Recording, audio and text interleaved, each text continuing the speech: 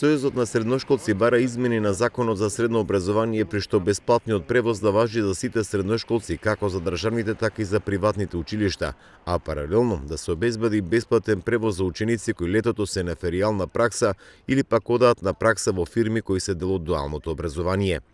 Предлогот за измени на законот ќе го достава до сите пратенички групи и очекува пратениците да го поддржат Сојузот. Предлогот не се однесува само на приватните училишта, туку со него се бара бесплатниот превоз да важи и за средношколците со посебни образовни потреби, сместени во државните домови, како и за учениците што живеат на помалку од 2,5 километри од самото средно училиште. Проблемот е за учениците од приватните училишта, кои од 71.000 средношколци во Македонија се вкупно 2.000, значи е мала бројка во споредба,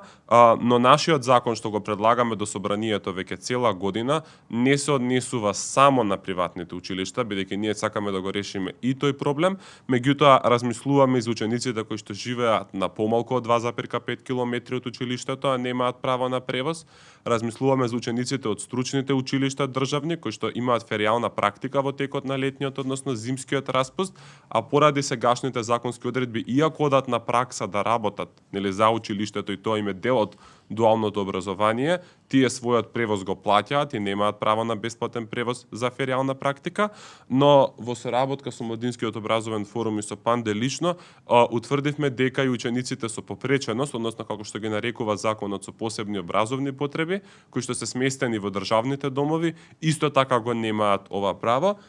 Председателот на Сојузот Лука Павикевиќ соопшти дека очекува да поминат измените на Законот за средно образование. Во спротивно, доколку предлог законот не биде усвоен во парламентот за најмногу 2 месеци, Сојузот на средношколци ќе поднесе иницијатива до Уставниот суд за тој да ја оцени уставноста на сегашните одредби.